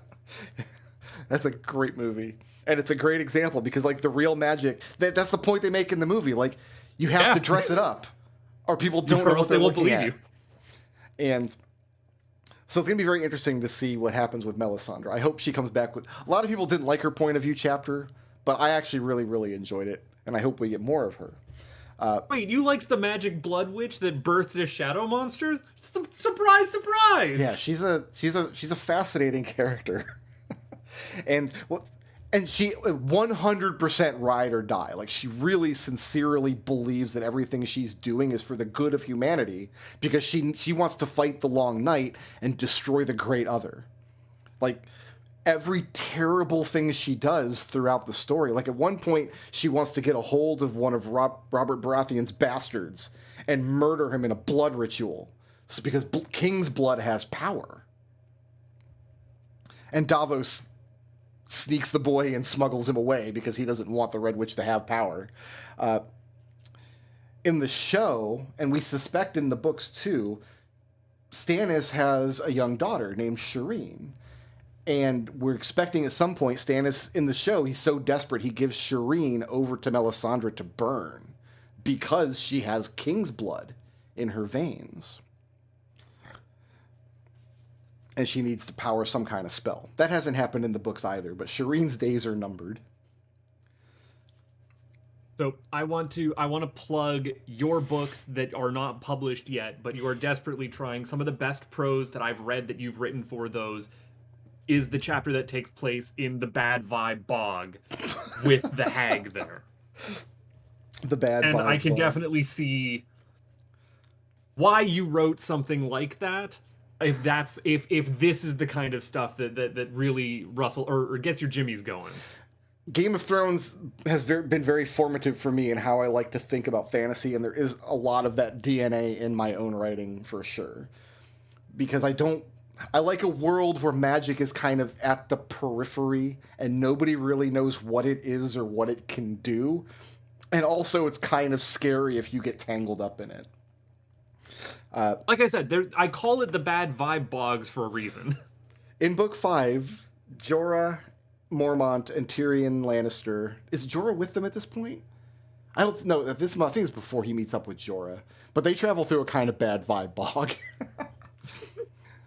They're in this pole boat going down the Great River Royne, and it's kind of a bad vibe bog kind of experience. That's Royne Gronin. Royne Gronin. So, you know all of the magic stuff in Game of Thrones now. That's all of it. It's not all of it, even by a long shot. There's a lot more. But that's some good magic stuff, though. Like by and large, I can take that magic stuff and swallow it, and it's not too bitter. Yeah. Like, I'm fine with that. And also, for the most part, a wizard did it also kind of escapes a lot of these as an explanation. Like, there is some backing behind most of what's going on. We think it's Lovecraftian nightmares when you get low enough. And you know, and I don't know why that doesn't bother me, because I love the unspeakable horrors beyond human comprehension. Yeah. Like, as soon as you hit that, it is actually beyond human comprehension, and it does drive you mad, and you do end up going full Sam Neill. I'm like, that's fine, that's great, we're good. Yeah, and there is an element, like the most magical characters in the story, they do lose themselves to a great deal. We're going to talk about Bloodraven at some point, but also like Bran Stark. He's in the show, they depict him as becoming this kind of like monotone robot kind of person. In the books, it's going to be a little different, but he's already losing himself. He wants to spend more time inside of Summer and inside of Hodor than in his own body. And Melisandre has spent over a century being the beacon of the Red God. Like, what has that done to her mind? We watched Beric Dondarrion lose himself. Like, Catelyn Stark is gone. There's other characters that have, like, intersected with magic, and when they come out the other side, they're not themselves anymore. They're changed into something else. And that's pretty consistent through the whole story. And we didn't even get to the guy with the volcano hand. I'm just going to let that one slide. Yeah, we can't... You know what? Questions for another day. We can't get into the guy with the volcano hand. I legitimately can't tell if you're talking about a Mega Man or not? No, there's a character in A Song of Ice and Fire who has a volcano hand. So is he the guy with the Song of Fire? I mean, we can't get into it. We just can't. And there's magic horns that we can't get into. Yeah. Some people think that the moon tea that women prepare to induce abortion is magical. That's a thing. Because we really don't have like a clean analog for that in our own history. So people are like, oh, it's like weird magic. One notable thing is that the faith of the Seven, which is the faith of most of Westeros, there's no evidence anywhere that any of it at all is magical on any level. There's no like priests of the Seven that perform miracles kind of thing. It's the one religion that might not be backed by fucking Cthulhu. It's it's the analog for modern day or for real world religion. Got it. That's fine. Need one of those. All right, I think that we made it up. I think we've covered everything. I covered all my list. Did you have anything else on these 10 things you needed clarified? No, this is a good starting point. And we did also get into we haven't touched on the magic of the drowned god much at all, other than more resurrection stuff, but we didn't hit that in Resurrection Part 2. Oh, okay. Well, that's because we don't have a good example of it happening. Exactly. And like I'm fine with that. We by the sounds of it, there's like a whole pirate adventure that we can talk about some other time. It's not a pirate adventure. It's not an adventure at all. It's actually really depressing. There's a character named Patchface you should ask me about next time we... That's a great name. Patchface, It's yeah. evocative. But just remember that prophecy will bite your prick off every time. So if you see somebody's Why like... don't talk with prophecy? Yeah, like, hey, I saw a vision of you winning the lottery. I don't know. Again, there's... where was it? Did I... Oh no, that was back in Tree Magic, where Tree Primer. Just don't go there. All right, I'm going to cut you loose then, and you can pontificate on all the things that you've learned tonight. Eventually, I'm going to have to enduring. I'm going to have to put together like a final exam for you. Oh god! At some point, we're up to session 5. Put together a quiz.